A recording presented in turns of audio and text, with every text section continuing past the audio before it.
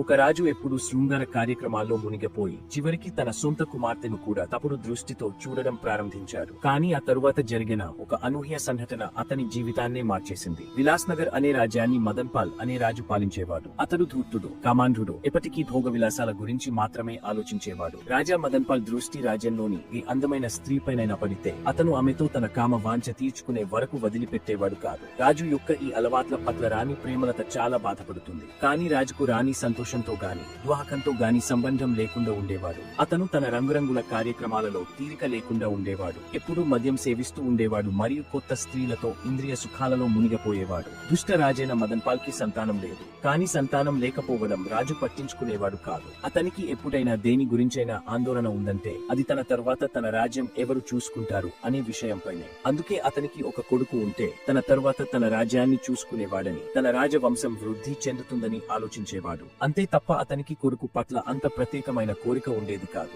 కాలం ఇలా గడిచిపోతోంది. రాణి ప్రేమలత ఏదో విధంగా తన రోజులు గడుపుతోంది. ఒకరోజు రాణి ఆరోగ్యం క్షీణించింది. రాజవైద్యుడిని పిలుస్తారు. రాజవైద్యుడు వచ్చి రాణిని పరీక్షించినప్పుడు రాణి ప్రేమలత గర్భవతి అని నిర్ధారిస్తాడు. ఈ వార్త విన్న రాజా మదన్ పాల్ చాలా ఉపశమనం పొందాడు. అతని అలవాట్లలో కూడా కొంత మెరుగైన మార్పు కనిపించింది. కానీ ఈ మార్పు ఎక్కువ కాలం నిలవలేదు. 9 నెలల తర్వాత రాణి ప్రేమలత చాలా అద్భుతమైన మరియు అందమైన అమ్మాయికి జన్మనిచ్చింది. తన కొడుకు కోసం ఎదురు చూస్తున్న రాజుకు ఈ వార్త తెలియగానే అతని కోపం తారస్థాయికి చేరి గట్టిగట్టిగా అరుస్తూ వెంటనే రాణికి ఒక సందేశం పంపాడు. రాణి గర్భం నుండి పుట్టిన ఏ అమ్మాయి ముఖాన్ని కూడా తాను చూడనని, తన కూతురిని తన నుండి దూరంగా ఉంచాలని, ఆమెను ఎప్పుడైనా చూస్తే రాణితో పాటు ఆమెను కూడా వెంటనే చంపేస్తానని. రాజు నుండి ఈ సందేశం అందుకున్న రాణికి నోట మాట రాలేదు. పుట్టిన అమాయక పాప ఏమి చేసింది అని ఆలోచిస్తుంది. ఇప్పుడు రాణికి ఒకే ఒక్క ఆధారం ఉంది. అది ఆమె నవజాత కుమార్తె. రాణికి కూతురు రూపంలో కొత్త జీవితం దొరికినట్లుగా అనిపిస్తుంది. చాలా అందమైన కళ్ళు కలిగిన ఆ అద్భుతమైన అమ్మాయితో రాణి ప్రేమలతకు జీవితంపై ఆశ ఏర్పడింది. రాణి తన కుమార్తెను ముట్టుకున్నప్పుడల్లా లేదా లాలించినప్పుడల్లా ఆమె బాధలను మర్చిపోయేది. తన కూతురి అద్భుతమైన అందాన్ని చూసి రాణి ఆమెకు తారావతి అని పేరు పెట్టింది. మరోవైపు రాజు మునుపటి కంటే మరింత దుష్టుడిగా మారిపోతాడు. ఆ అమ్మాయి పుట్టిన తర్వాత అతను రాణి దగ్గరకు వెళ్లడం పూర్తిగా మానేశాడు. ఇప్పుడు అతను మునుపటి కంటే క్రూరుడిగా మారిపోయాడు మరియు తనకు నచ్చినట్లు భయం లేకుండా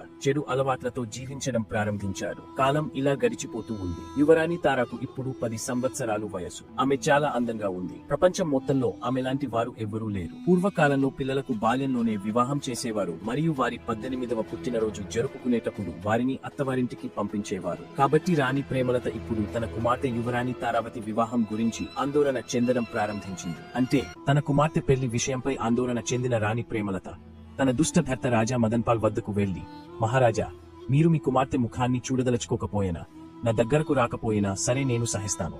కాని ఇప్పుడు మన కుమార్తెకు 10 ఏళ్లు పూర్తి అయ్యాయి. మన కుమార్తె కోసం కాకపోయినా ఈ సమాజం కోసం అయినా ఆలోచించండి. ప్రజలు ఏమనుకుంటారు? రాజు తన కుమార్తెకు పెళ్లి చేయడం లేదని. ఈ వయస్సులో చాలా మంది తల్లిదండ్రులు తమ పిల్లల పెళ్లిళ్లు జరిపిస్తుంటారు. అందుకే దయచేసి ఆమెకు ఒక మంచి వరుణ్ణి చూసి పెళ్లి జరిపించండి అని వేడుకుంటుంది. రాణి మాటలను నిస్సహాయంగా విన్న రాజా మదన్ పాల్ కొన్ని క్షణాలు ఆలోచించి, రాణి చెప్పింది నిజమే, ప్రజలు నా గురించి ఏమనుకుంటారు అని అతనిలో ఆలోచన మొదలైంది. ఇలాగే ఆలోచిస్తూ ఇష్టం లేకపోయినా తన కుమార్తె తారావతికి వరుణ్ణి వెతకడం ప్రారంభించాడు. కొద్ది రోజులలోనే సమీపంలో ఉన్న ప్రతాప్గఢ్ అనే రాజ్యంలో రాజకుమార్తె తారావతికి సంబంధం నిర్ణయించబడింది. ఆ ప్రతాప్గఢ్ ను రాజా ధర్మపాల్ పరిపాలించేవాడు. అతనికి ఒకే ఒక్క కుమారుడు, పేరు అధిమన్యు. నిర్ణయించిన సమయానికి తారావతి అధిమన్యుల వివాహం ఘనంగా పూర్తయింది. కాలం గడుస్తూ పోయింది. ఇప్పుడు తారావతికి 18 ఏళ్ల వయస్సు వచ్చింది. ఆమె ఇప్పుడు మునుపటి కన్నా ఎంతో అందంగా మారింది. ఆమె కేవలం అందగత్తె మాత్రమే కాదు, మహాబుద్ధిశాలి కూడా. ఆమె ఇక పుట్టిల్లు వదిలి అత్తింటికి వెళ్లే సమయం దగ్గర పడింది. సమయం దగ్గర పడుతున్న కొద్దీ రాణి ప్రేమలత ఆరోగ్యం క్షీణించసాగింది.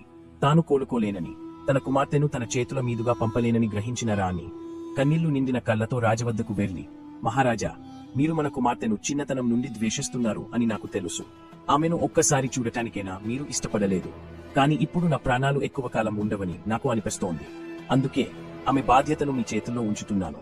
ఆమెను అత్తింటికి పంపే వరకు మీరు తనను సంరక్షించాలి. చాలా ఘనంగా మన అమ్మాయిని సౌభాగ్యంతో తన అత్తింటికి పంపండి.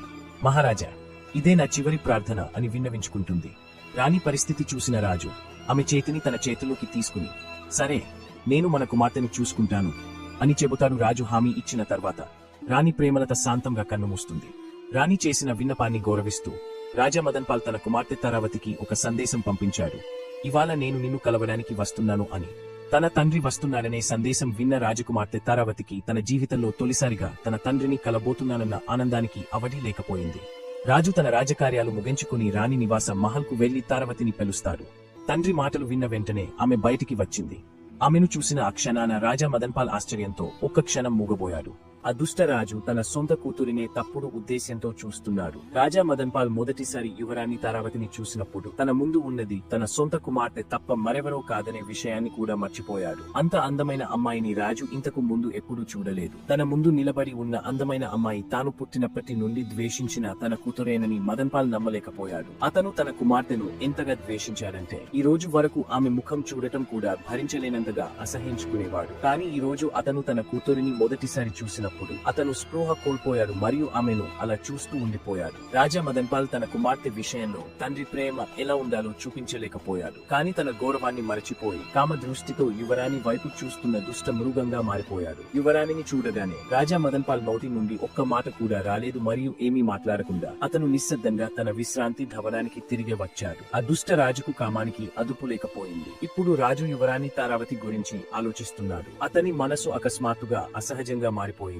అప్పుడప్పుడు యువరాణి తారావతి నవ్వుతున్న ముఖం అతని కళ్ళ ముందు కనిపిస్తూ ఉండేది. రాజు ఇలా తారావతి ఆలోచనలతో కూర్చున్నాడు. పగలు ఎప్పుడు రాత్రిగా మారిందో, రాత్రి ఎప్పుడు పగలుగా మారిందో అతనికి తెలియదు. యువరాణి తారావతి చిత్రం అతని మనసులోంచి తొలగపోలేదు. అతని మనసులో వేల ప్రశ్నలు, సమాధానాలు, వేల వాదనలు ఒకేసారి జరుగుతున్నాయి. ఇక్కడ యువరాణి తారావతి కూడా సందిగ్ధంలో పడింది. ఆమె పుట్టిన తర్వాత జీవితంలో మొదటిసారి చూసిన తన తండ్రిని కలవడానికి ఆమె చాలా ఆసక్తిగా ఉంది. తారావతి తనలో తాను, నేను నా తండ్రిని మొదటిసారి ఎందుకు కలిశానో నాకు తెలియదు, కానీ అతన్ని కలిసిన తర్వాత నాకు కొంచెం కూడా సంతోషంగా అనిపించలేదు అని అనుకుంటుంది. 18 సంవత్సరాలుగా చూడని తన కూతురిని కలవడానికి వచ్చినట్లు తన తండ్రి ముఖంలో ఎలాంటి భావాలు కనిపించడం లేదని ఆమె ఆందోళన చెందింది. దానికి విరుద్ధంగా అతని ముఖంలో కనిపించే భావాలు ఒక అందమైన స్త్రీని చూసినప్పుడు దురాశపరుడైన పురుషుడి ముఖంలో కనిపించే భావాలే ఆమెకు కనిపించాయి. మరోవైపు రాజా మదన్పాల్ ఉదయం అయిందని గ్రహించినప్పుడు వెంటనే తన సేవకుడిని గుర్రపు బండిని అనగా తన రథాన్ని సిద్ధం చేయమని ఆదేశించాడు. అకస్మాత్తుగా అతనికి పిచ్చి పట్టినట్లు ప్రవర్తించాడు. రాజు గుర్రపు రథంలో కూర్చుని అడవి వైపు ఒక ఋషి ఆశ్రమం వైపు వెళ్లాడు. కొద్దిసేపటిలోనే రాజు తన సేవకుడితో కలిసి సాధు మహాత్ముడి నివాసానికి చేరుకున్నాడు. రాజు ఆ సాధువుకు నమస్కరించి కూర్చున్నాడు. రాజు అంత తెల్లవారుజామున అతని దగ్గరకు వెళ్లాడు. ఇది చూసిన సాధువు ఆశ్చర్యంగా, చెప్పు రాజా, ఈ రోజు ఇంత ఉదయాన్నే ఎందుకు వచ్చావు? అంతా బాగానే ఉందా? ఏ అనూహ్య పరిస్థితి సంభవించలేదు కదా అని అడుగుతాడు. అప్పుడు రాజా మదన్పాల్ మహాత్ముడితో, ఓ మహాత్మా, నిన్న రాత్రి నుండి నేను ఒక చిన్న సందిగ్ధంలో ఉన్నాను అని చెబుతాడు. రాజు మాట విన్న తర్వాత, సాధు, ఇంత తెల్లవారుజామున మీరు నా దగ్గరకు రావడానికి గల కారణం ఏమిటో చెప్పు అని అడుగుతారు. రాజా సాధువు ముందు ఏదో ఒక యాదృచ్ఛిక కథను ప్రస్తావిస్తూ, మహాత్మా, మీరు నాకు ఒక విషయం చెప్పండి. ఒక వ్యక్తి మామిడి చెట్టును నాటి దానిని జాగ్రత్తగా చూసుకుని పెంచితే ఆ చెట్టు పెద్దదిగా పెరిగినప్పుడు అతను దాని ఫలాలను వేరొకరికి ఇవ్వకుండా తానే తింటే పాపం వస్తుందా అని అడుగుతాడు. రాజు మాటలు విన్న సాధు, లేదు రాజా, చెట్టు ఫలాలను తినే విషయమైతే అందులో ఏ పాపం లేదు అని చెబుతాడు. తన సొంత కథను ఇంకొక అర్ధరహితమైన కథతో ముడిపెట్టి సాధువుకు చెప్పడం ద్వారా అసహ్యకరమైన రాజు తన అతి నీతిమాలిన ఆలోచనలు తప్పు కాదని తనను తాను సమర్థించుకునే ప్రయత్నం చేస్తాడు. ఆ తరువాత సంతోషంగా సాధువు నుండి సెలవు తీసుకుని తన రాజభవనం వైపు తిరిగే ప్రయాణం ప్రారంభిస్తాడు.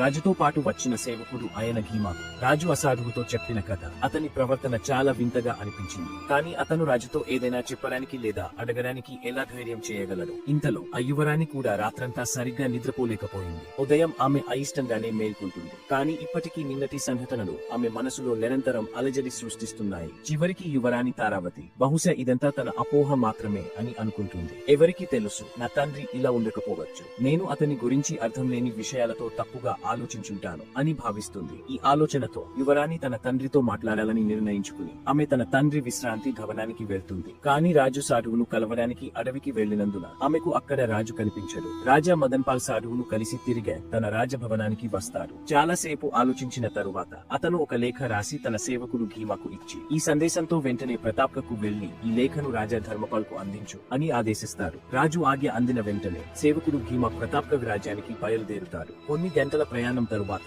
అతను ప్రతాప్గఢ్ చేరుకుంటాడు. రాజా ధర్మపాల్ రాజ్యసభలో కూర్చుని ఉండగా ధీమా రాజా ధర్మపాల్ కు నమస్కారం చేసి విలాస్ నగర్ రాజు ఇచ్చిన లేఖను అతనికి ఇవ్వబోతుండగా, రాజా ధర్మపాల్, నీవు ఏ సందేశం తెచ్చావో దాన్ని అందరికి వినపడేటట్లు గట్టిగా చదువు అని ఆదేశిస్తాడు. ఆ విధంగా ప్రతాప్ రాజు యొక్క ఆదేశం ప్రకారం సేవకుడైన ఘీమా రాజ్యసభలో ఆ లేఖను గట్టిగా చదవడం ప్రారంభిస్తాడు. లేఖలో ఇలా ఉంది: ప్రియమైన రాజా ధర్మపాల్ గారికి, నా కూతురు మరియు మీ కోడలు యువరాణి తారావతి తన తల్లి మరణ విషయాన్ని తట్టుకోలేక అకస్మాత్తుగా ఈ లోకం నుండి దూరమయ్యారని మీకు తెలియజేయడానికి నాకు ఎంతో బాధగా ఉంది. ఈ సమాచారం మీకు చెప్పాలని చాలా కాలం క్రితమే అనుకున్నాను, కానీ మొదట నా భార్యను, తరువాత నా కూతురిని కోల్పోవడంతో నేను మానసిక ఆందోళనతో తీవ్ర ఒత్తిడిని ఎదుర్కొంటున్నాను. నేడు నేను ఈ సందేశాన్ని చాలా ధైర్యం చేసి వ్రాయగలిగాను. ఓ రాజా, యువరాజు అధమనిని వివాహం దయచేసి వేరే యువరాణితో జరిపించండి. నా పక్షాన మీకు జరిగిన అన్యాయానికి క్షమాపణలు కోరుతున్నాను. ఎట్లు రాజా మదన్ పాల్. ఈ వార్త విని రాజా ధర్మపాల్ తీవ్ర దిగ్భ్రాంతికి గురయ్యాడు. కానీ ఈ సందేశం తెచ్చిన ఘీమా రాజా ధర్మపాల్ కంటే చాలా రెట్లు విస్మయానికి గురయ్యాడు. సేవకుడు ఘీమాకు రాజా మదన్ పాల్ ఉదయం సాధువు దగ్గరకు వెళ్లిన సంఘటన గుర్తొస్తుంది. ఇప్పుడు ఈ లేఖ, ఈ రెండింటికి ఏదో సంబంధం ఉందని తీవ్ర ఆలోచనలో మునిగిపోతాడు. అలా ఆలోచిస్తున్న ఘీమాకు రాజు దుష్ట ఉద్దేశాలను అర్థం చేసుకోవడానికి ఎక్కువ సమయం పట్టదు. అతను వెంటనే వేగంగా విలాస్ నగర్ కు బయలుదేరాడు. ఏదో ఒక యాదృచ్ఛిక కథను ప్రస్తావిస్తూ, మహాత్మా, మీరు నాకు ఒక విషయం చెప్పండి. ఒక వ్యక్తి మామిడి చెట్టును నాటి దానిని జాగ్రత్తగా చూసుకుని పెంచితే ఆ చెట్టు పెద్దదిగా పెరిగినప్పుడు అతను దాని ఫలాలను వేరొకరికి ఇవ్వకుండా తానే తింటే పాపం వస్తుందా అని అడుగుతాడు. రాజు మాటలు విన్న సాధు, లేదు రాజా, చెట్టు ఫలాలను తినే విషయమైతే అందులో ఏ పాపం లేదు అని చెబుతాడు. తన సొంత కథను ఇంకొక అర్ధరహితమైన కథతో ముడిపెట్టి సాధువుకు చెప్పడం ద్వారా అసహ్యకరమైన రాజు తన అతి నీతిమాలిన ఆలోచనలు తప్పు కాదని తనను తాను సమర్థించుకునే ప్రయత్నం చేస్తాడు. ఆ తరువాత సంతోషంగా సాధువు నుండి సెలవు తీసుకుని తన రాజభవనం వైపు తిరిగే ప్రయాణం ప్రారంభిస్తాడు. రాజుతో పాటు వచ్చిన సేవకుడు ఆయన ఘీమా రాజు అసాధువుతో చెప్పిన కథ అతని ప్రవర్తన చాలా వింతగా అనిపించింది. కానీ అతను రాజుతో ఏదైనా చెప్పడానికి లేదా అడగడానికి ఎలా ధైర్యం చేయగలడు? ఇంతలో ఆ యువరాణి కూడా రాత్రంతా సరిగ్గా నిద్రపోలేకపోయింది. ఉదయం ఆమె అయిష్టంగానే మేల్కొంటుంది. కానీ ఇప్పటికీ నిన్నటి సంఘటనలు ఆమె మనసులో నిరంతరం అలజడి సృష్టిస్తున్నాయి. చివరికి యువరాణి తారావతి బహుశా ఇదంతా తన అపోహ మాత్రమే అని అనుకుంటుంది. ఎవరికి తెలుసు, నా తండ్రి ఇలా ఉండకపోవచ్చు. నేను అతని గురించి అర్థం లేని విషయాలతో తప్పుగా ఆలోచించుంటాను అని భావిస్తుంది. ఈ ఆలోచనతో యువరాణి తన తండ్రితో మాట్లాడాలని నిర్ణయించుకుని ఆమె తన తండ్రి విశ్రాంతి భవనానికి వెళ్తుంది. కానీ రాజు సాధువును కలవడానికి అడవికి వెళ్లినందున ఆమెకు అక్కడ రాజు కనిపించడు. రాజా మదన్ పాల్ సాధువును కలిసి తిరిగే తన రాజభవనానికి వస్తాడు. చాలాసేపు ఆలోచించిన తరువాత అతను ఒక లేఖ రాసి తన సేవకుడు ఘీమాకు ఇచ్చి, ఈ సందేశంతో వెంటనే ప్రతాప్కు వెళ్లి ఈ లేఖను రాజా ధర్మపాల్ కు అందించు అని ఆదేశిస్తాడు. రాజు ఆజ్ఞ అందిన వెంటనే సేవకుడు ఘీమా ప్రతాప్ రాజ్యానికి బయలుదేరుతాడు. కొన్ని గంటల ప్రయాణం తరువాత అతను ప్రతాప్ చేరుకుంటాడు. రాజా ధర్మపాల్ రాజ్యసభలో కూర్చుని ఉండగా ధీమా రాజా ధర్మపాల్ కు నమస్కారం చేసి విలాస్ నగర్ రాజు ఇచ్చిన లేఖను అతనికి ఇవ్వబోతుండగా, రాజా ధర్మపాల్, నీవు ఏ సందేశం తెచ్చావో దాన్ని అందరికి వినపడేటట్లు గట్టిగా చదువు అని ఆదేశిస్తాడు. ఆ విధంగా ప్రతాప్ రాజు యొక్క ఆదేశం ప్రకారం సేవకుడైన ఘీమా రాజ్యసభలో ఆ లేఖను గట్టిగా చదవడం ప్రారంభిస్తాడు. లేఖలో ఇలా ఉంది: ప్రియమైన రాజా ధర్మపాల్ గారికి, నా కూతురు మరియు మీ కోడలు యువరాణి తారావతి తన తల్లి మరణ విషయాన్ని తట్టుకోలేక అకస్మాత్తుగా ఈ లోకం నుండి దూరమయ్యారని మీకు తెలియజేయడానికి నాకు ఎంతో బాధగా ఉంది. ఈ సమాచారం మీకు చెప్పాలని చాలా కాలం క్రితమే అనుకున్నాను, కానీ మొదట నా భార్యను, తరువాత నా కూతురిని కోల్పోవడంతో నేను మానసిక ఆందోళనతో తీవ్ర ఒత్తిడిని ఎదుర్కొంటున్నాను. నేడు నేను ఈ సందేశాన్ని చాలా ధైర్యం చేసి వ్రాయగలిగాను. ఓ రాజా, యువరాజు అధమనిని వివాహం దయచేసి వేరే యువరాణితో జరిపించండి. నా పక్షాన మీకు జరిగిన అన్యాయానికి క్షమాపణలు కోరుతున్నాను. ఎట్లు రాజా మదన్ పాల్. ఈ వార్త విని రాజా ధర్మపాల్ తీవ్ర దిగ్భ్రాంతికి గురయ్యాడు. కానీ ఈ సందేశం తెచ్చిన ఘీమా రాజా ధర్మపాల్ కంటే చాలా రెట్లు విస్మయానికి గురయ్యాడు. సేవకుడు ఘీమాకు రాజా మదన్ పాల్ ఉదయం సాధువు దగ్గరకు వెళ్లిన సంఘటన గుర్తొస్తుంది. ఇప్పుడు ఈ లేఖ, ఈ రెండింటికి ఏదో సంబంధం ఉందని తీవ్ర ఆలోచనలో మునిగిపోతాడు. అలా ఆలోచిస్తున్న ఘీమాకు రాజు దుష్ట ఉద్దేశాలను అర్థం చేసుకోవడానికి ఎక్కువ సమయం పట్టదు. అతను వెంటనే వేగంగా విలాస్ నగర్ కు బయలుదేరాడు. దుష్ట రాజు తన సొంత కుమార్తె గురించి చాలా అసహ్యకరమైన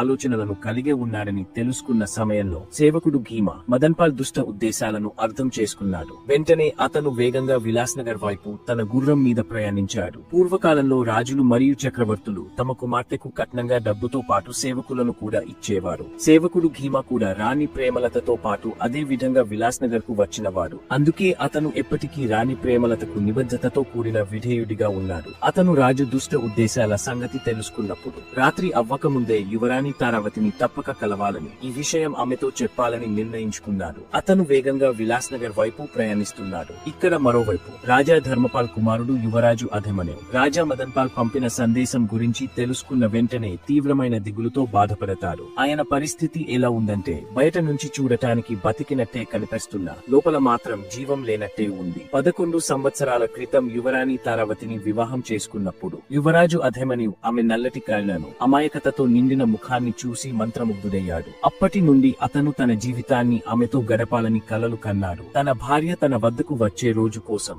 గత 11 సంవత్సరాలుగా ఎదురు చూశాడు. బరువెక్కిన హృదయంతో, కన్నలో కన్నీటితో. తారావతి ఇక ఈ లోకంలో లేదన్న విషయం యువరాజు నమ్మలేకపోయాడు. మరోవైపు దుష్టరాజు మదన్పాల్ తన పథకాన్ని అమలు చేయడం మొదలు పెట్టాడు. అతను అందరి సేవకులను సెలవుపై పంపించి ఈ రాత్రి ఎవరూ యువరాణి భవనంలోకి రాకూడదని, బయటికి పోకూడదని ఆదేశించాడు. కేవలం కొద్దిమంది కాపలాదారులతో రాజభవనాన్ని కాపలాగా ఉంచాడు. ఆ రోజు పగటి సమయం ముగుస్తుంది. అప్పుడే సాయంత్రం అయ్యింది. సేవకుడు భీమా రాజభవనం ప్రధాన ద్వారం వద్దకు చేరుకున్నాడు. అతను లోపలికి వెళ్లే ప్రయత్నం చేయగానే కాపలాదారులు అతన్ని ఆపి, మహారాజు ఈ రోజు అందరికీ సెలవు ఇచ్చారని మీకు తెలియదా అని ప్రశ్నించారు. ఆ మాటలు విన్న భీమా ఒక్క క్షణం భయపడిపోయాడు. కాని వెంటనే తన తెలివితేటలను ఉపయోగించాడు. మహారాజు ఒక అత్యవసరమైన సందేశాన్ని చెప్పమని నన్ను పంపించారు. నేను తిరిగి వచ్చాక తప్పనిసరిగా ఆయన్ను కలవాలి. ఇది ఆయన ఆజ్ఞ అని తెలిపాడు. ధీమా మాటలు విన్న తరువాత కాపలాదారులు అతన్ని అనుమతించారు. అవకాశం దొరికిన వెంటనే ధీమా వేగంగా రాజభవనంలోకి ప్రవేశించాడు.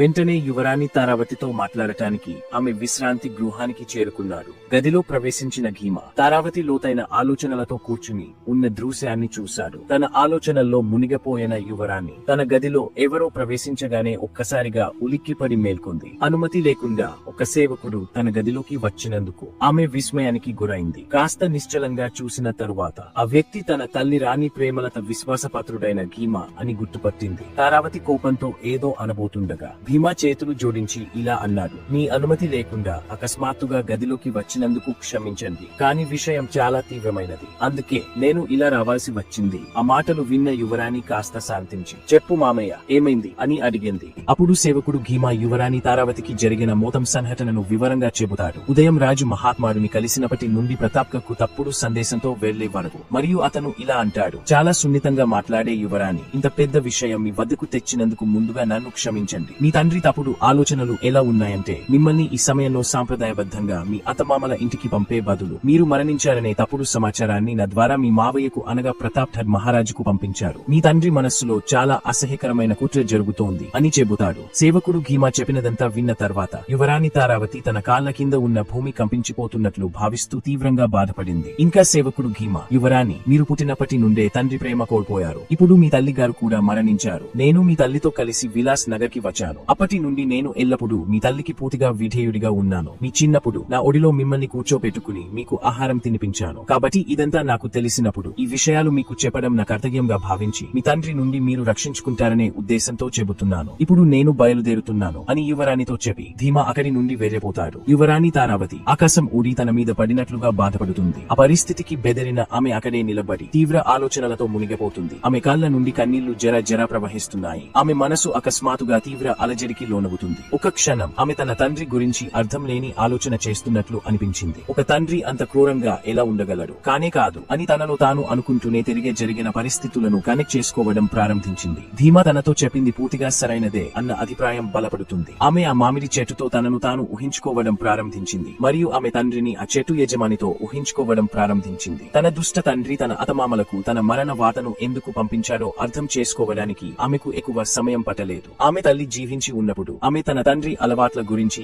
యువరానికి బాగా తెలియజేసింది. కానీ అతను మరి ఇంతలా దిగజారి నిచాతి నీచంగా ఉండగలడని అస్సలు అనుకోలేదు. అతని ఆలోచనలు ఇంత చెడ్డగా ఉంటాయని ఆమె కలలో కూడా ఊహించలేదు. కొంతసేపు యువరాణి అపస్మారక స్థితిలో కూర్చుని కన్నీళ్లు పెట్టుకుంది. అప్పుడు ఆమె ఇక్కడ ఒక క్షణం కూడా ఉండటం మంచిది కాదని అనుకుంటుంది. ఆమె దుష్ట తండ్రి ఎప్పుడైనా ఇక్కడికి రావచ్చు. కానీ ఈ రాత్రి సమయంలో ఆమె ఎక్కడికి వెళ్తుంది? చివరికి యువరాణి తాను ఎక్కడికి వెళ్లినా ఇక్కడ ఒక క్షణం కూడా ఉండకూడదని నిర్ణయించుకుంది. యువరాణి ధైర్యం కూడగట్టుకుని తనను తాను నియంత్రించుకుంది. ఆమె కొన్ని బట్టలు, విలువైన ఆభరణాలు ధరించి వాటిని కప్పి ఉంచేలా చాలా సాధారణ బట్టలు ధరించింది. ఆ దుష్ట తండ్రి బారి నుండి తప్పించుకోవడానికి యువరాణి రాజభవనం నుండి బయలుదేరి కొంత దూరం నడిచిన తర్వాత కాపలాదారులు ఆమెను బయటకు వెళ్లకుండా అడ్డుకుంటారు. యువరాణి తండ్రి ఎవరూ లోపలికి రాకూడదని లేదా బయటకు వెళ్లకూడదని కఠినమైన ఆదేశాలు ఇచ్చాడు. కాపలాదారులు ఆమెను ఆపగానే యువరాణి ధైర్యం కూడగట్టుకుని, నా పేరు సులోచన అని చెప్పింది. నేను యువరాణి అంతరంగిక దాసిని. ఈ రోజు యువరాణి గారికి ఆరోగ్యం బాగాలేదు. అందువల్ల ఆమె నన్ను ఇప్పటి వరకు ఆమె దగ్గరే ఉండమని చెప్పారు. ఇప్పుడు ఆమె ఆరోగ్యం కొంచెం మెరుగ్గా ఉంది, కాబట్టి నువ్వు వెంటనే నీ ఇంటికి వెళ్ళు అని చెప్పి నన్ను పంపించారు. ఎందుకంటే ఈ రోజు రాజుగారు సేవకులందరికీ సెలవు ఇచ్చారని. నువ్వు ఇక్కడే ఉంటే ఇది రాజుగారి ఆదేశాలను ఉల్లంఘించినట్లే అవుతుందని నన్ను ఇప్పుడే యువరాణి బయటకు పంపించారు అని చెబుతుంది. పని మనిషి వేషంలో ఉన్న యువరాణి మాటలు విన్న తర్వాత కాపలాదారులు ఆమెను బయటకు వెళ్లేందుకు అనుమతి ఇచ్చారు. యువరాణి తారావతి కాపలాదారులను తప్పించుకుని బయటకు వచ్చి ఇప్పుడు ఆమె ముందున్న పెద్ద సమస్య ఏమిటంటే ఇంత రాత్రి వేరే ఎక్కడికి వెళ్ళాలి. కొంత దూరం నడిచిన తర్వాత యువరానికి ఒక శిథిలమైన ఇల్లు కనిపించింది. నేను ఇక్కడ రాత్రి గడిపి ఉదయం ఎక్కడికైనా వెళ్తాను అని అనుకుంది. ఈ ఆలోచనతో యువరాణి ఆ నిర్జనమైన పాడుబడిన భవంతిలోకి వెళ్లి ఒక చోట కూర్చుంది. తన విధిని తలచుకుని ఏడవాలని ఆమెకు అనిపించింది. రాజభవనాలలో నివసించే యువరాణి అయిన ఆమె ఇప్పుడు తన దుష్ట తండ్రి కారణంగా శిథిలమైన భవనంలో రాత్రులు గడపాల్సి వస్తుంది. ఆమెకు రాత్రి ఇలా కూర్చుని ఉండగా బాధతో గడిచిపోయింది. తెల్లవారుగానే కొంత వెలుతురు కనిపించినప్పుడు యువరాణి మళ్లీ బయలుదేరింది. తన దుష్ట తండ్రి తన గదిలోకి వస్తే ఏమవుతుందో అని ఆమె ఆందోళన చెందింది. ఆమె అక్కడ కనిపించకపోతే తన తండ్రి అన్వేషణ ప్రారంభమవుతుంది. కాబట్టి ఆమె వీలైనంత త్వరగా అక్కడి నుండి పారిపోవాలని అనుకుంది. యువరాణి తారావతి పూర్తి వేగంగా వెనకకు లేదా పక్కలకు చూడకుండా ముందుకు కదులుతోంది. రాజభవనంలో ఉదయం అయినప్పుడు యువరాణి అనుకున్నది జరిగింది. రాజా మదన్ పాల్ తెల్లవారుజామున తన గదికి వచ్చారు. అక్కడ యువరాణి కనిపించకపోవడంతో అతను ఆమె లేదని గ్రహించి తీవ్ర మనోవేదనతో రాజభవనం అంతటా యువరాణి కోసం వెతికాడు. కానీ ఆమె ఎక్కడా కనిపించలేదు. నిరాశ చెందిన రాజా మదన్ పాల్ చేతులు నలుపుకుంటూ ఉండిపోయాడు. యువరాణి తారావతి నడిచే ఓపిక లేక అలసిపోయినప్పుడు ఆమె సమీపంలోనే కాసేపు విశ్రాంతి తీసుకోవడానికి ఒక నది కనిపించి ఆమె నది ఒడ్డున కూర్చుంది. దాహంతో ఉన్న యువరాణి నది దగ్గరికి వెళ్లి నీరు త్రాగే సమయంలో ఆమె నీటిలో తన ప్రతిబింబాన్ని చూసింది. తన నీడను చూడగానే ఆమె అందమైన రూపం పట్ల అసహ్యం పుట్టడం ప్రారంభించింది. అలాంటి ముఖం చూసి సొంత వాళ్యనే రాక్షసులుగా మార్చే ఆ అందం వల్ల ఉపయోగం ఏమిటి అని ఆమె అనుకుంది. నేను అందవిహీనంగా పుట్టి ఉంటే ఇలాంటి రోజు నాకు వచ్చేది కాదు అని భావించింది. యువరాణి వెరిగిన మనసుతో అలసిపోయిన శరీరంతో అక్కడే కూర్చుంది. అకస్మాత్తుగా ఆమె మనసులో ఒక ఆలోచన వచ్చింది. నా అత్తమామల ఇంటికి వెళ్లి నాకు జరిగినదంతా ఎందుకు చెప్పకూడదు? కానీ వెంటనే ఇప్పుడు నేను వాళ్ళకి ఇదంతా ఎలా చెబుతాను? వాళ్ళు నన్ను ఎందుకు నమ్ముతారు అని ఆలోచించడం ప్రారంభించింది. అప్పుడు ఆమె మనసులో ఈ పాపపు రూపాన్ని ఎందుకు అందవిహీనంగా మార్చుకోకూడదు? అలా నా రూపం మార్చుకోగలిగితే నన్ను ప్రేమించే వారు ఎవ్వరూ ఉండరు అనే ఆలోచనకి వచ్చింది. తనను ఎవ్వరూ కూడా వేధించరు అనుకుంది. ఈ ఆలోచనతో యువరాణి తారావతి తన మొత్తం శరీరంపై నల్లటి రంగును పూసుకుంది. ఇంత చిన్న వయస్సులో అంత అందంగా ఉన్న తనను తాను అవమానించుకోవడం చాలా బాధాకరం. ప్రతి అమ్మాయి అందంగా కనిపించాలని కోరుకునే సమయం ఇది. కానీ ఈ ప్రపంచంలో నివసించే కామమృగాల వంటి వ్యక్తుల నుంచి తనను తాను రక్షించుకోవడానికి యువరాణి చేసిన ఈ పని సరైనదేనని ఆమె భావించింది. ఇది కాకుండా ఆ యువరాణి ఇంకా ఏమి ఆలోచించగలదు? తన సొంత ఇంట్లో తన సొంత తండ్రి నుంచే తనను తాను రక్షించుకోలేకపోవడంతో ఆమెకు ఈ ప్రపంచం పట్ల ఆసక్తి తగ్గిపోయింది. కాబట్టి ఇప్పుడు ఆమె రాజభవనం నుండి బయటకు వచ్చి బహిరంగ ప్రపంచంలో అడుగుపెట్టింది. ప్రపంచంలో చాలా జాగ్రత్తగా ఉండాలి. ఎందుకంటే ఎప్పుడైనా ఎవరినైనా తన అందం పట్ల ఆసక్తి కలిగే తోడేళ్ల వంటి మృగాలుగా మారే అవకాశం ఉంది. ఈ ఆలోచనతో బరువెక్కిన హృదయంతో ఆమె తన శరీరమంతా నల్లని రంగు పూసుకుంటుంది. యువరాణి తారావతి తన శరీరమంతా మసి పూసుకుంది. ఆమెను చూడటం ద్వారా అది ఆమె నిజ రూపమా లేక మసి పూసిందా అని ఎవరూ చెప్పలేని విధంగా తయారైంది. ఆమె ఇప్పుడు పై నుండి క్రింది వరకు సాధారణ స్త్రీలా మారిపోయింది. యువరాణి తారావతి నీటిలో తన ప్రతిబింబాన్ని ఈ రూపంలో చూసినప్పుడు ఆమె కూడా తనను తాను గుర్తుపట్టలేకపోయింది. ఇప్పుడు యువరాణి తనను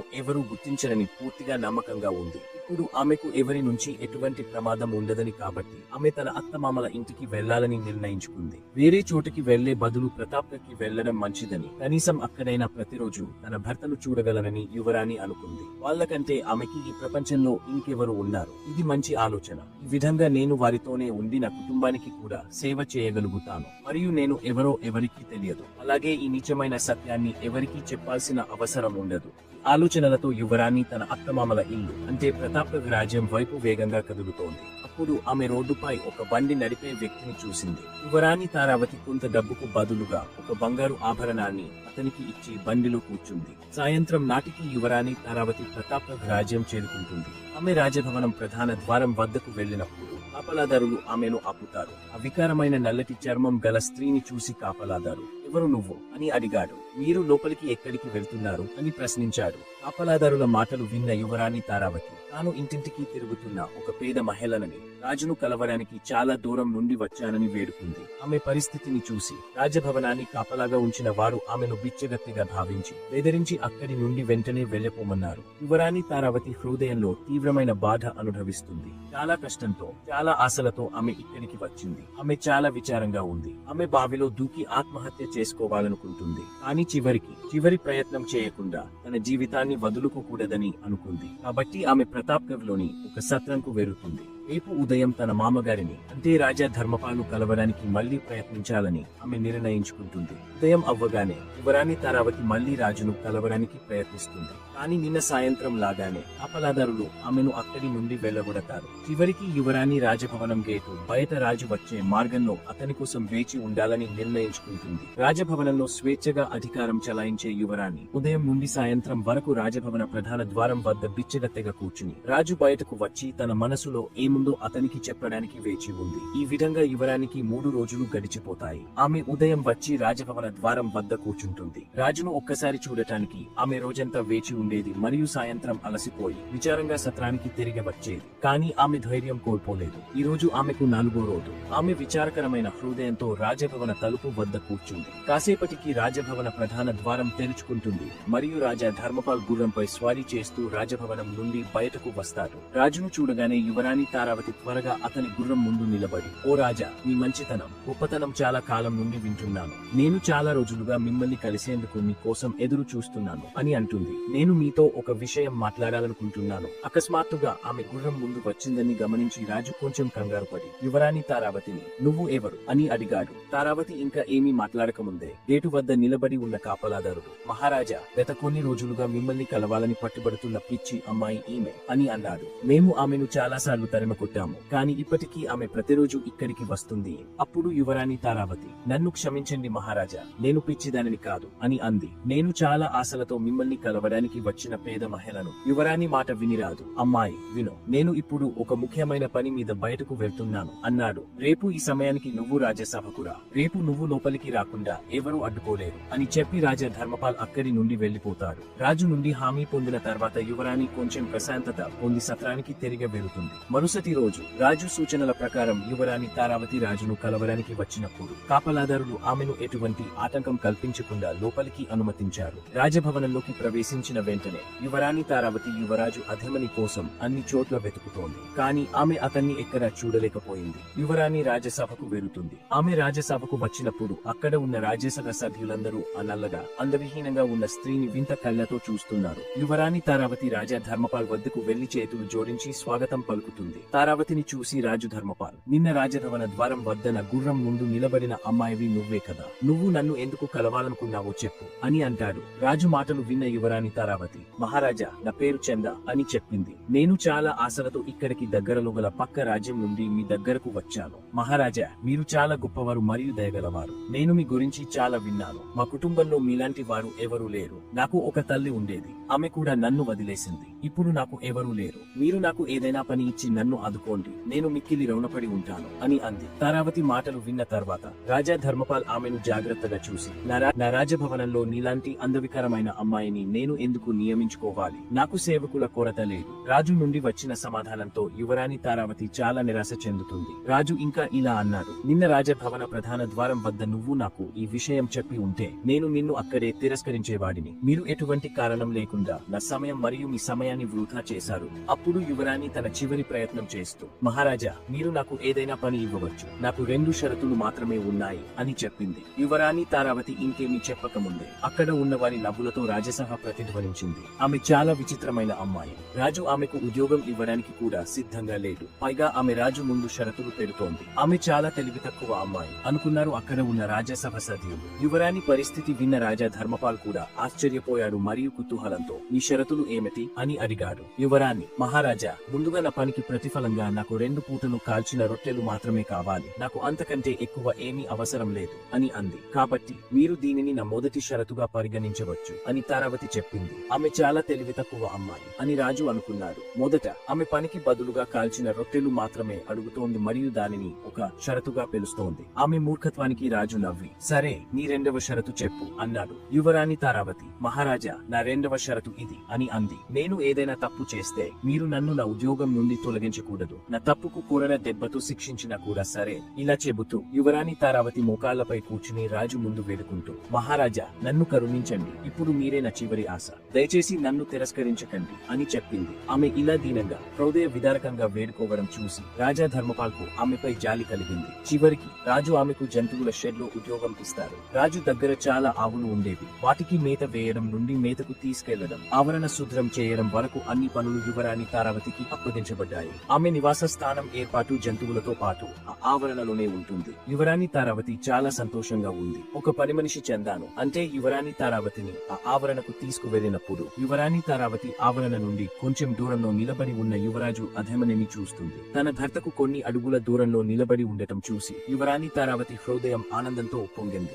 ఆమె కళ్ళలో ఆనంద బాష్పాలు వస్తున్నాయి. యువరాణి లోపల ఒకేసారి ఎన్ని భావోద్వేగాలకు లోనవుతుందో ఎవరికి తెలుసు. ఆమె తన భర్త దగ్గరికి పరిగెత్తి అతని కాళ్ల మీద పడి తనకు జరిగినదంతా చెప్పి తాను చనిపోలేదని, బతికే ఉన్నానని చెప్పాలని అనిపించింది. కానీ పరిస్థితి యొక్క సున్నితమైన స్వభావాన్ని పరిగణనలోకి తీసుకుని యువరాణి తన భావోద్వేగాలను అదుపులో ఉంచుకుని నిశ్శబ్దంగా సేవకుడితో కలిసి ఆవరణలోకి ప్రవేశించడం ప్రారంభిస్తుంది. అప్పుడు యువరాజు అధమన్యుడి దగ్గర నిలబడి ఉన్న ఒక వ్యక్తి తన చేతితో సైగ చేస్తూ యువరాణి తారను తన వైపుకు పిలిచాడు. అతను అలా పిలిచేసరికి యువరాణి తారావతి గుండె వేగంగా కొట్టుకుంటుంది మరియు అలా యువరాజు దగ్గరకు వెళుతుంది. యువరాణి తారావతి వేగమైన హృదయ స్పందనలతో యువరాజు అధమన్యు దగ్గరకు వెళుతుంది. ఈ రోజు మొదటిసారి ఆమె తన భర్తను ఇంత దగ్గరగా చూడబోతోంది. యువరాణి యువరాజు అధమని దగ్గరకు వెళ్ళినప్పుడు అతని దగ్గర నిలబడి ఉన్న అతని సేవకుడు యువరాణిని, నీ పేరు ఏమిటి అని అడిగాడు. యువరాజు అధమన్యు తెలుసుకోవాలనుకుంటున్నారు అని చెబుతాడు. సేవకుడు ఇలా చెప్పిన తర్వాత యువరాణి తారావతి యువరాజు అధమనిని వైపు చూడటం ప్రారంభించింది. ఆమె తన భర్తను అంత దగ్గరగా చూడటం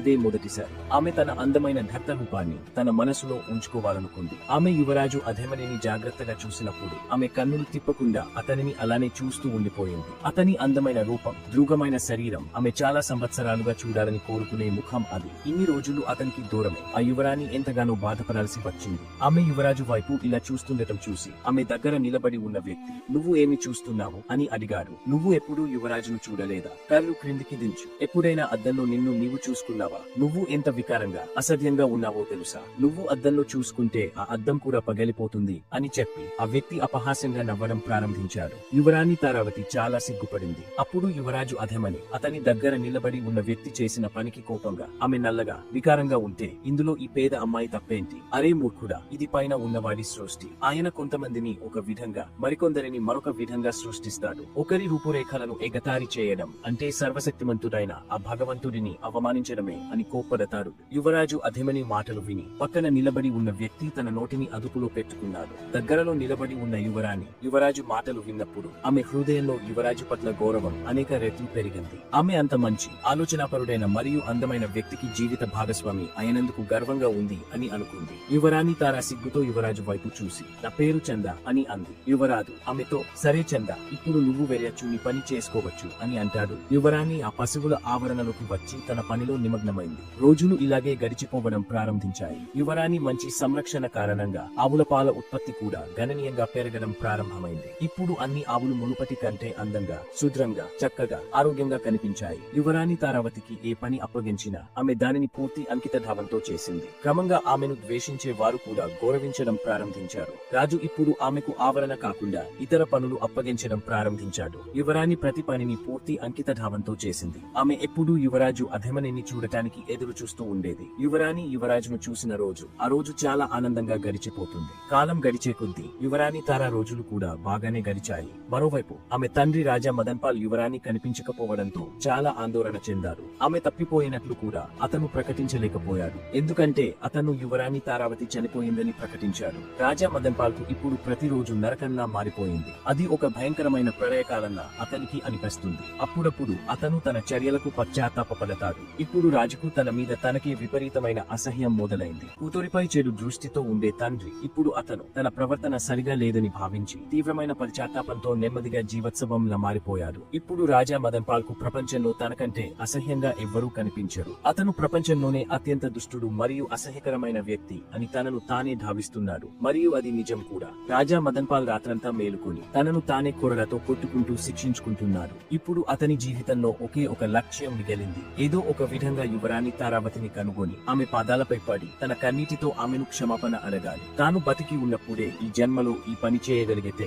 అతని ఆత్మకు అపారమైన శాంతి లభిస్తుంది. కనీసం అతను ప్రశాంతంగా చనిపోగలడు. లేకపోతే మరణానంతరం కూడా ఈ అసహ్యకరమైన ఆలోచన వలన క్షమించరాని నేరంతో పాపాగ్ని జ్వాలలో కాలిపోతూనే ఉంటారు. ఈ ఆలోచనల అగ్నిగుండంలో మండిపోతూ రాజా మదన్ పాల్ రోజులు గడుపుతున్నాడు. మరోవైపు రాజా ధర్మపాల్ మళ్లీ తన కుమారుడు యువరాజు అభిమన్యునికి తగిన వధువు కోసం వెతకడం ప్రారంభించాడు. ఎందుకంటే రాజకుమారి తారావతి మరణ వార్త వచ్చినప్పటి నుంచి సంవత్సరం కంటే ఎక్కువ కాలం గడిచిపోయింది. అటువంటి పరిస్థితిలో రాజా ధర్మపాల్ తన కుమారుడు అభిమన్యునికి మళ్లీ వివాహం చేయాలనుకున్నాడు. ఈ వార్త యువరాజు అభిమన్యునికి తెలిసిన వెంటనే అతను తన తండ్రి ధర్మపాల్ను కలిసి, క్షమించండి తండ్రి గారు, కానీ వివాహం మరియు ప్రేమ ఒక వ్యక్తి జీవితంలో ఒక్కసారే జరుగుతాయి. అది నా జీవితంలో కూడా జరిగిపోయింది అని అన్నాడు. నేను యువరాణి తారావతితో సమయం గడపకపోయినా నేను ఇప్పటికీ ఆమెను ప్రేమిస్తున్నాను. నాలో ఏదో లోపం ఉండాలి, అందుకే ఆమె నన్ను వదిలేసింది. నా రెండవ వివాహం తర్వాత నా భార్య బతికే ఉంటుందని హామీ ఏమిటి? కాబట్టి తండ్రి గారు, నేను మరీ వివాహం చేసుకోను. యువరాజు మాటలు రాజా ధర్మపాల్ కి ఎటువంటి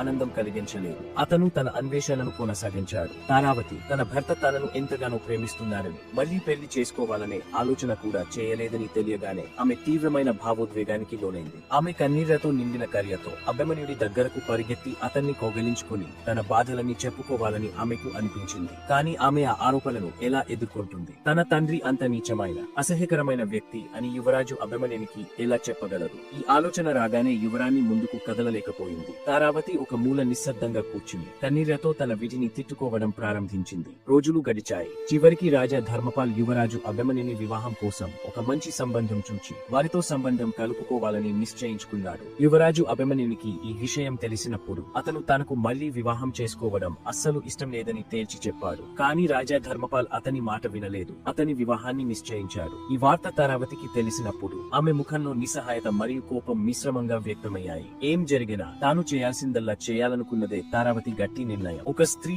ఏదైనా భరించగలదు, కానీ ఆమె జీవిత కాలంలో తన భర్త మరొక స్త్రీని వివాహం చేసుకోవడం ఆమె ఎప్పుడూ చూడలేదు. ఆమెకు అది ఎప్పటికీ అంతం కాని నిప్పుల మార్గంలో నడవడం లాంటిది. యువరాజు అభిమన్యు వివాహ వార్త చంద చెవిన పడగానే ఆమె ముఖం కోపంగా మారింది. ఆకాశం నుండి పెద్ద పెడుగు ఆమె నెత్తిపై పడిపోయినట్లు అనిపించింది. ఏం జరిగినా తన భర్తను తిరిగి వివాహం చేసుకోనివ్వనని చంద నిర్ణయించుకుంది. మరుసటి రోజు రాజు చందాను రాజ్యసభకు పిలిచి యువరాజు అభిమన్యు వివాహానికి సంబంధించిన అన్ని పనులను ఆమెకు అప్పగించాడు. చంద, నీ పర్యవేక్షణలో ఏ పని జరిగినా అది పరిపూర్ణంగా జరుగుతుంది. కాబట్టి యువరాజు అభిమన్యు వివాహంలో ఆహారం, పానీయాల ఏర్పాట్లు, అలంకరణలు మరియు బట్టలు మొదలైన చిన్న చిన్న పనులు ఏవైనా నీ బాధ్యతే అని చెబుతారు. రాజు మాటలు విన్న తర్వాత చందకి చాలా కోపం వచ్చింది. రాజు తనకి తన చితిని తానే తగలబెట్టుకునే బాధ్యతను అప్పగిస్తున్నట్లు ఆమెకి అనిపించింది. పాపం చంద మౌనంగా అవును అన్నట్లు తల ఊపి అక్కడి నుండి వెళ్లిపోయింది. కొన్ని రోజుల తర్వాత యువరాజు అభిమన్యు వివాహానికి శుభ ముహూర్తం నిర్ణయించబడింది. ఈ పని అంతా ఇంత త్వరగా పూర్తి కావడానికి ఒక కారణం ఉంది. రాజా ధర్మపాల్ భయం.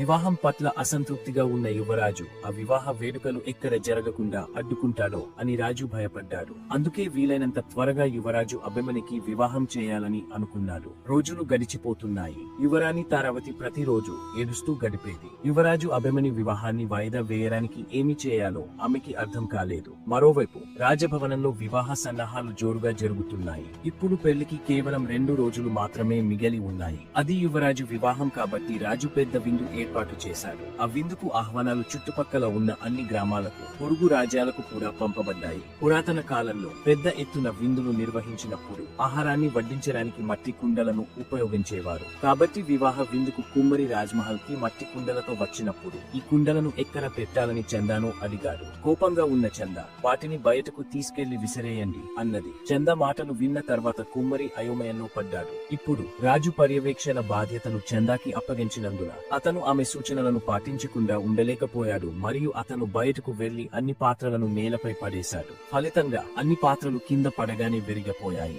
ఇంతలో నూనె నిండిన పాత్రలు తీసుకుని వేరే వ్యక్తి కూడా వచ్చాడు. యువరాణి తారావతి నూనె అంతా మట్టిలో పోయమని ఆదేశించింది. ఆమె గోపాలుడి విషయంలో కూడా అదే చేసింది. పాలు ఇచ్చేవాడు పాలు తెచ్చినప్పుడు చంద పాలనింటిని నేలపై ఒప్పించింది మరియు చివరికి ఆహార పదార్థాలు ఉంచిన చోట చాలా కీటకాలను విడుదల చేసింది. దాని కారణంగా ఆహార పదార్థాలన్నీ నాశనమయ్యాయి. ఇదంతా విన్న రాజు కోపంతో రగిలిపోయాడు. రాజు కోపానికి అవధులు లేవు, ఎందుకంటే పెళ్లికి ఇంకా 2 రోజులు మాత్రమే మిగిలి ఉన్నాయి. ఇప్పుడు ఇన్ని మట్టి కుండలు ఇంత త్వరగా ఎలా తయారు చేయబడతాయి? మరియు నూనె, పాలు మరియు ఇతర ఆహార పదార్థాలను సేకరించడంలో కూడా చాలా ఇబ్బందులు ఉంటాయి. చందాపై కోపంగా ఉన్న రాజు ఆమెకు 100 కోరల దెబ్బలు కొట్టమని శిక్ష విధించారు. ఈ చర్యలన్నీ చేయడం వెనుక ఉన్న ఏకైక ఉద్దేశ్యం ఏమిటంటే యువరాజు అభిమన్యు వివాహం వేరే స్త్రీతో జరగకూడదు అని. చంద అలా చేయడం ద్వారా కనీసం యువరాజు వివాహం వాయిదా వేయబడుతుంది అని భావించింది. కానీ రాజు చంద కార్యకలాపాల గురించి తెలుసుకున్నప్పుడు అతను చందాపై కోపంగా ఉన్నాడు. రాజు వెంటనే ఆమెను బంధించి తన దగ్గరికి తీసుకురావాలని సైనికులను ఆదేశించాడు. కొన్ని క్షణాల్లో సైనికులు ఆమెను బంధించి రాజు ముందు హాజరుపరిచారు. కోపంగా ఉన్న రాజు అసభ్యకరమైన పనులు చేసిన చందాను తన రాజ్యం నుండి వెళ్లగొట్టాలని అనుకున్నాడు. కానీ రాజు గతంలో చందాకు ఇచ్చిన మాట ఆధారంగా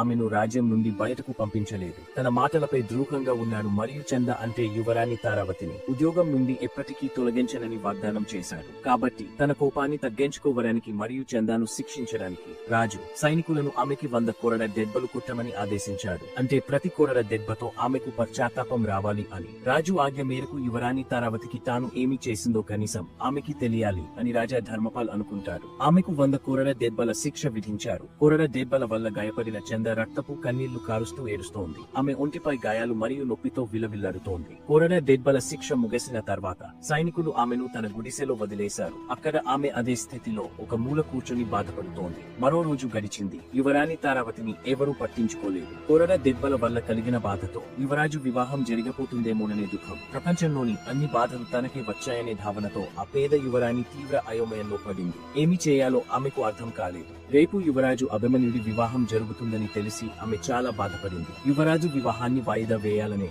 ఆమె ప్రణాళికలన్నీ విఫలమయ్యాయి. యువరాణి తారావతి విపరీతమైన బాధతో అలా కూర్చుని ఉంది. అలా కూర్చుని ఆలోచిస్తుండగా మళ్లీ ఆమె మనసులోకి ఒక ఆలోచన వచ్చింది. దానివల్ల ఆమె కళ్ళు మళ్లీ మెరిశాయి. అకస్మాత్తుగా తన బాధలన్నింటినీ మరచిపోయి ఆమె కొత్త శక్తితో లేచి ధైర్యం కూడగట్టుకుని ఆమె రాజు గుర్రపుశాలకు వెళ్లి రాజు యొక్క అత్యంత వేగవంతమైన గుర్రాన్ని తీసుకుని యువరాజు అభిమన్యు వివాహం చేసుకోబోయే నగరం వైపు త్వరగా బయలుదేరుతుంది.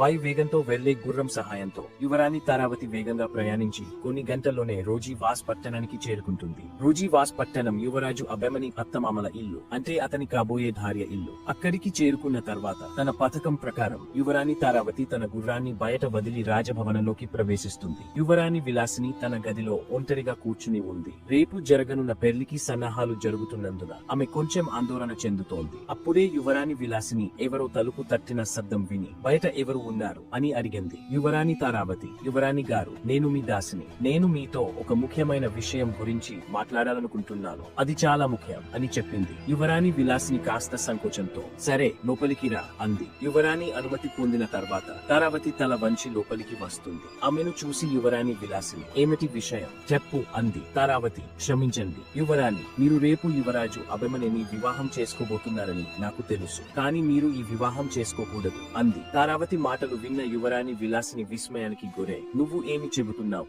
నువ్వు ఎవరు? నేను నిన్ను ఇంతకు ముందు ఎప్పుడూ రాజభవనంలో నిన్ను చూడలేదు అని అంది. అప్పుడు తారావతి నెమ్మదిగా యువరాణి దగ్గరకు వచ్చి, యువరాణి, నేను మీకు అన్ని విషయాలు నిదానంగా చెబుతాను అని చెప్పింది. ఓపిక పట్టి నేను చెప్పేదంతా వినండి. పెళ్లికి ముందే ఈ నిజం మీరు తెలుసుకోవాలని నేను కోరుకుంటున్నాను. తారావతి మాటలు విన్న యువరాణి విలాసిని సహనం కోల్పోయి కఠినంగా, నీ వాదన ఆపి నువ్వు ఏమి చెప్పాలనుకుంటున్నావో స్పష్టంగా చెప్పు అంది. తరువాత యువరాణి తారావతి మాట్లాడింది. యువరాజు అభిమన్యుడి మొదటి భార్య, అంటే మీ కాబోయే భర్తకు భార్య, ఇంకా చనిపోలేదు. ఇది విన్న యువరాణి విలాసిని దిగ్భ్రాంతితో లేచి నిలబడి, ఏం చెబుతున్నావు? మాకు అందరికీ అతని భార్య చనిపోయిందని చెప్పారు అంది. తారావతి, లేదు అంది. ఆమె బతికే ఉంది, కానీ కొన్ని అనివార్య కారణాల వల్ల ఆమె తన నిజ స్వరూపాన్ని దాచిపెట్టింది. ఆమె ఇప్పటికీ తన భర్తను చాలా ప్రేమిస్తుంది. యువరాణి విలాసిని, ఆమె ఎవరు? ఇదంతా నీకు ఎలా తెలుసు అని అడిగింది. అప్పుడు యువరాణి తారావతి నెమ్మదిగా తన శాలువాను తీసివేసి, నేనే తారావతి యువరాజు అభిమన్యుడి మొదటి భార్య అని చెప్పింది. ఇది విన్న యువరాణి విలాసిని నిర్ఘాంతపోయింది. అప్పుడు ఆమె, ఇదంతా ఏమిటో నాకు ఇంకా అర్థం కాలేదు అంది. అప్పుడు యువరాణి తారావతి మొదటి నుండి చివరి వరకు పూర్తిగా ఆమెగానే మాట్లాడింది.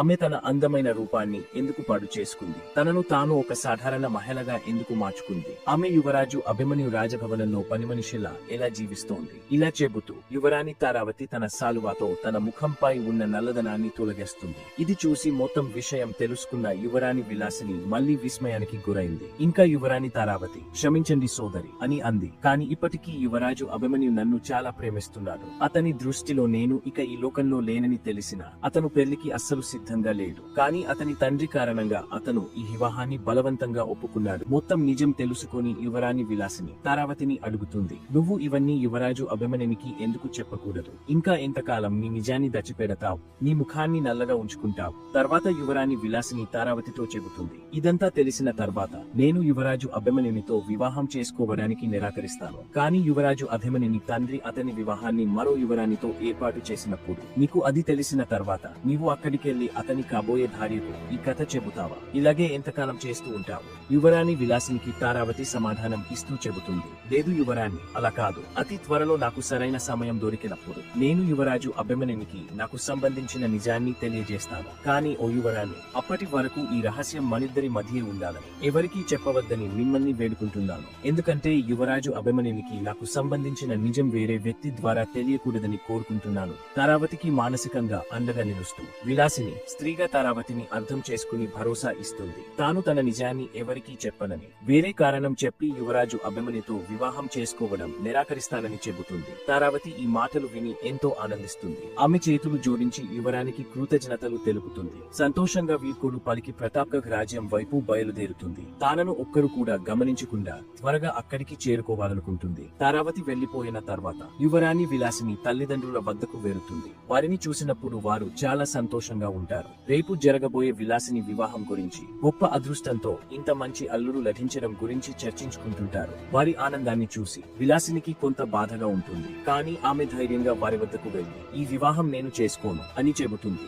వారిని ఆశ్చర్యానికి గురి అయి వివాహం నిరాకరణకు గల కారణం ఏమిటని అడుగుతారు. దానికి విలాసిని సమాధానంగా, క్షమించండి నాన్నగారు, నాకు ఈ వివాహం గురించి చాలా భయంగా ఉంది. నా మనసు ఈ పెళ్లిని ఒప్పుకోవడం లేదు. ఈ వివాహంతో ఎవరికీ ఆనందం ఉండదని నాకు అనిపిస్తోంది. ఈ వివాహం జరిగితే నేను ఆనందంతో ఉండలేను. యువరాజు అభిమన్యు కూడా ఆనందంతో ఉండలేరు. చివరికి మీరందరూ కూడా ఆనందంగా ఉండలేరు. నేను చాలా ఆలోచించి తీసుకున్న నిర్ణయం ఇది. దయచేసి నన్ను నమ్మండి, అర్థం చేసుకోండి. దయచేసి ఇంకేమీ అడగకండి. విలాసిని మాటలు విన్న తర్వాత ఆమె తల్లిదండ్రులు బాధతో కూడిన హృదయంతో ఆమె నిర్ణయాన్ని అంగీకరిస్తారు. మరుసటి రోజు యువరాణి విలాసిని తండ్రి ఒక రాజలేఖ రాస్తారు. ఆ లేఖను తన నమ్మకమైన సేవకుడి ద్వారా రాజా ధర్మపాల్ కి పంపిస్తారు. సేవకుడు ఆ లేఖతో రాజా ధర్మపాల్ ను కలుస్తారు. ఆ రాజు అప్పటికే కలవరంతో ఉంటాడు. ఇంతకు ముందు వచ్చిన లేఖలో అతని కోడలు మృతి చెందిందనే వార్త ఉండటంతో ఈ లేఖ కూడా ఏదో దురదృష్టకర వార్త తీసుకురావచ్చని భయపడతాడు. తన సేవకుడిని లేఖ చదవమని అయిష్టంగా ఆదేశిస్తారు. రాజు ఆజ్ఞ మేరకు సేవకుడు లేఖ చదవడం ప్రారంభిస్తాడు. శ్రీ మహారాజ్ ధర్మపాల్ గారికి నా గౌరవపూర్వక శుభాకాంక్షలు.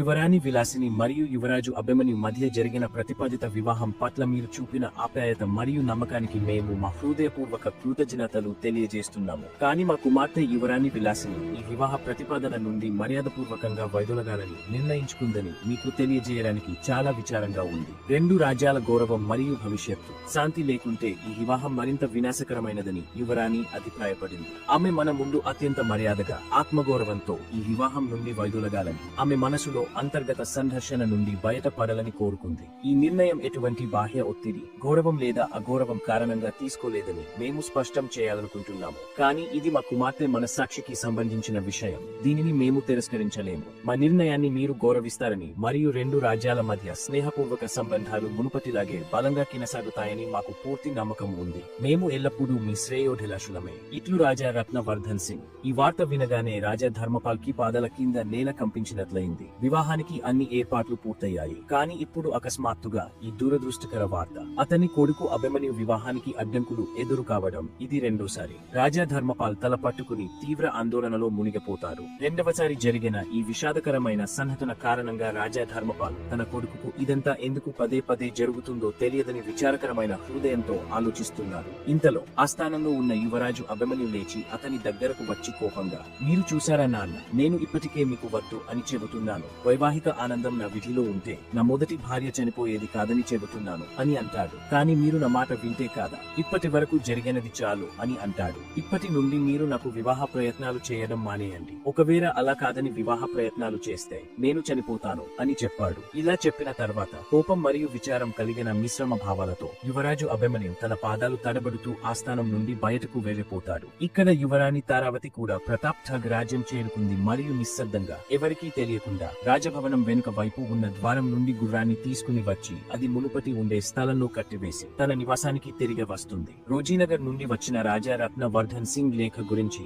ఆమెకు తెలియగానే యువరాజు అభిమన్యు వివాహం ఆగపోయిందని తెలుసుకున్నప్పుడు ఆమె హృదయంలో చాలా సంతోషించింది. మళ్లీ ఆమె తన రోజులను సంతోషంగా గడపడం ప్రారంభించింది. సమయం గడిచిపోవడం ప్రారంభమవుతుంది. చందా అనగా యువరాణి తారావతి ప్రతి మధ్యాహ్నం అన్ని ఆవులను మేత కోసం అడవికి తీసుకెళ్లి అక్కడ ఒక ఏకాంత చెరువులో స్నానం చేసి స్నానం తర్వాత మళ్లీ తన మొత్తం శరీరంపై నల్లటి రంగు పూసుకుంటుంది మరియు ప్రతిరోజు ఇలానే చేస్తుంది. ఒక రోజు అనుకోకుండా యువరాజు అభిమన్యు అడవి వైపు బయలుదేరాడు. యువరాణి తారావతి చెరువులోకి దిగే స్నానం చేస్తోంది. ఆమె పూర్తి శాంతంగా ఉండి తన ఆలోచనలోనే మునిగిపోయి ఎంతో ఆనందంగా స్నానం చేస్తోంది. మరోవైపు యువరాజు అభిమన్యు అడవి వైపు వస్తున్నాడు. సాధారణంగా అతను ఈ సమయంలో ఎప్పుడూ అడవికి రాలేదు. అతను నెమ్మదిగా చెరువు వైపు కదులుతున్నాడు. నిర్దేశించిన సమయానికి స్నానం చేసి బట్టలు ధరించిన తర్వాత యువరాణి తారావతి చివరకు తన చేతులకు నల్లటి రంగును పూసుకుంది. అప్పటి వరకు యువరాజు అభిమన్యు అడవిలో గుర్రంపై స్వారీ చేస్తూ ఉన్నాడు. అతను చెరువు దగ్గరకు చేరుకున్నప్పుడు అతని కళ్ళు యువరాణి తారావతిపై పడ్డాయి. ఆ సమయంలో యువరాణి ముఖం వ్యతిరేక దిశలో ఉంది. ఆమె తన చేతులకు నలుపు రంగు పూసుకోవడంలో బిజీగా ఉంది. ఆమె అందమైన చేతులను చూసినప్పుడు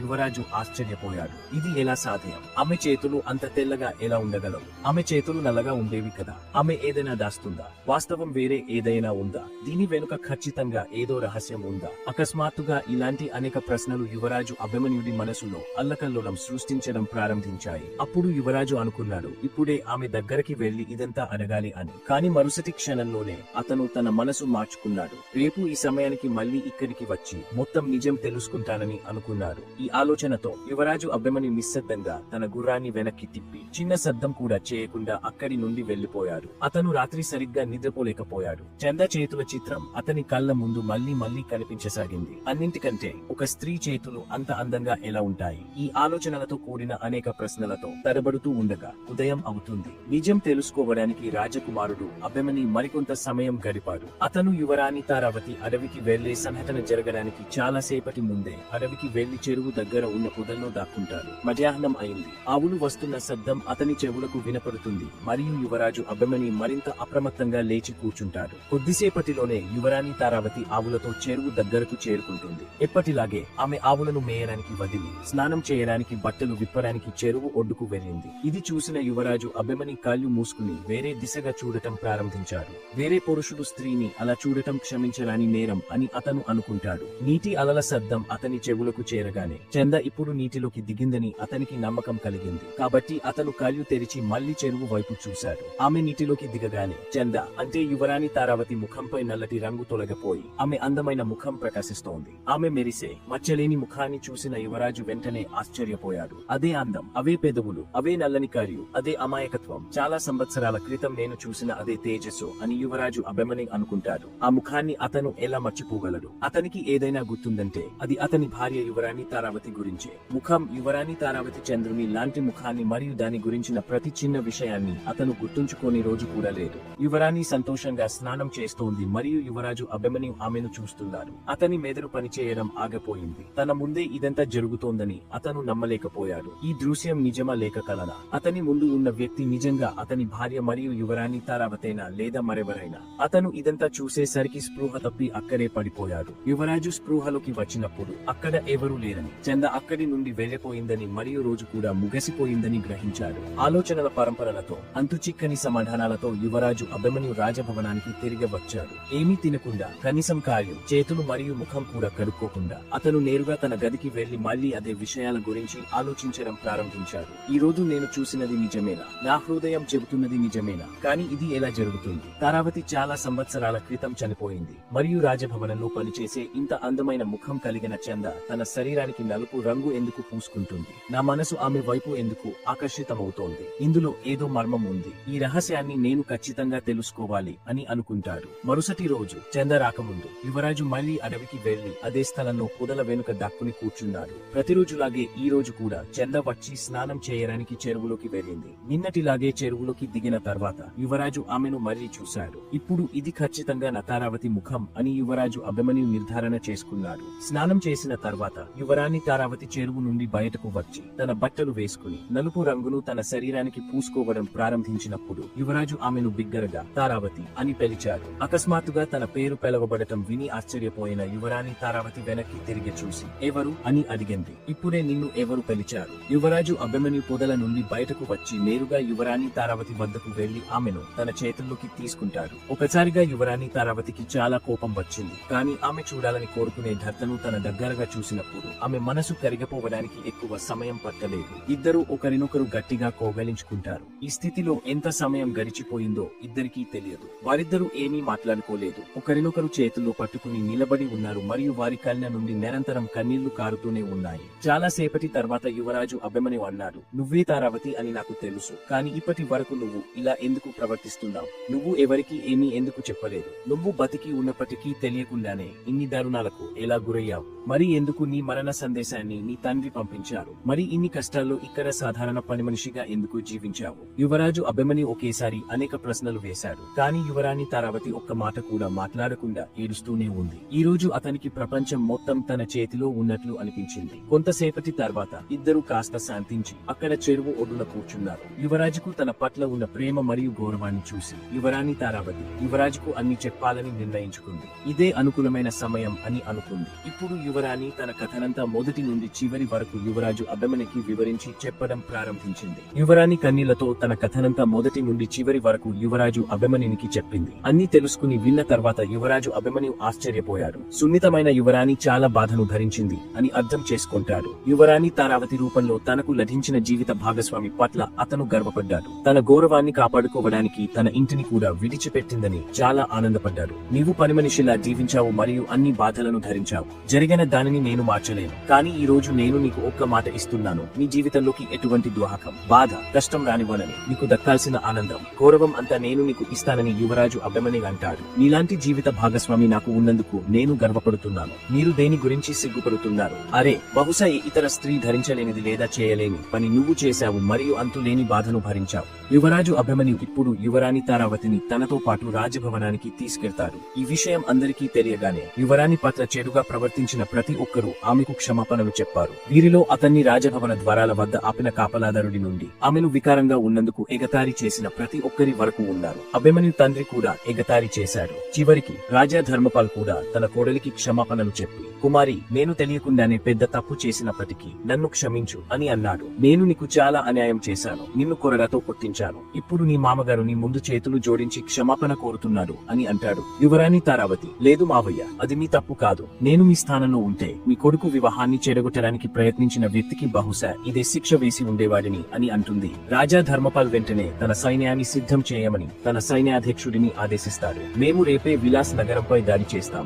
ఆ దుష్ట రాజు మదన్పాల్ అంత క్రూరంగా ఎలా ప్రవర్తించగలిగాడు అని రాజా ధర్మపాల్ అంటాడు. అప్పుడు యువరాణి తారావతి, లేదు మహారాజా అని చెప్పింది. ఇలా చేసే ముందు నేను స్వయంగా యువరాజు అభిమన్యునితో ఒకసారి నా తండ్రి దగ్గరకు వెళ్తాను. నేను అతన్ని కలవాలనుకుంటున్నాను అని చెబుతుంది. రాజా ధర్మపాల్ అయిష్టత ఉన్నప్పటికీ వారిని అక్కడికి వెళ్లడానికి అనుమతి ఇస్తాడు. యువరాణి తారావతి తన భర్త యువరాజు అభిమన్యునితో కలిసి విలాస్ నగర్ వెళ్లినప్పుడు ఒక సేవకుడు ద్వారా ఆమె తండ్రి తన చివరి రోజులను గడుపుతున్నాడని తెలుసుకుంటారు. ఆ సేవకుడు వారితో, మీరు వెళ్లిపోయిన తర్వాత అతని చుట్టూ ఎలాంటి విషాదం ఆవరించిందో నాకు తెలియదు. అతను ఎవరితోనూ మాట్లాడడు. రాజ్యసభకు వెళ్లాడు. అతను ఎప్పుడూ చాలా విచారంగా, దిక్కుతోచని స్థితిలో ఉంటాడు. ఈ విషయం తెలుసుకున్న యువరాణి తన తండ్రి దగ్గరకు వెళ్లినప్పుడు మరణానికి దగ్గరగా ఉన్న ఆమె తండ్రి యువరాణిని చూసి ఆమె పాదాలపై పడి క్షమాపణలు చెప్పి, నా ప్రియమైన తార, దయచేసి నన్ను క్షమించు అని అన్నాడు. నేను ఈ ప్రపంచంలోనే అత్యంత పనికిమాలిన తండ్రిని. నువ్వు నన్ను వదిలేసినప్పటి నుండి ప్రతిరోజు నేను నన్ను కొంచెంగా తిట్టుకుంటూ నన్ను నేను శిక్షించుకుంటూ చనిపోతున్నాను. బహుశా నా ఆత్మ నిన్ను క్షమించమని అడగడానికి ఇంకా నాకు చావు రాకపోయి ఉండవచ్చు. ఇలా చెప్పిన తర్వాత రాజా మదన్పాల్ తన తుది శ్వాస విడిచాడు. తడిసిన కర్రతో యువరాణి తారావతి ఆచారాల ప్రకారం అంత్యక్రియలు నిర్వహించి యువరాజు అభిమన్యుతో తన అత్తమామల ఇంటికి ప్రతాప్ రాజ్యానికి తిరిగి వస్తుంది. తిరిగి వచ్చిన తర్వాత వారిద్దరూ మళ్లీ వివాహం చేసుకుని సంతోషంగా జీవితాన్ని గడుపుతారు. యువరాణి తారావతి మళ్లీ ఎన్నడూ దుఃఖాన్ని ఎదుర్కోలేదు.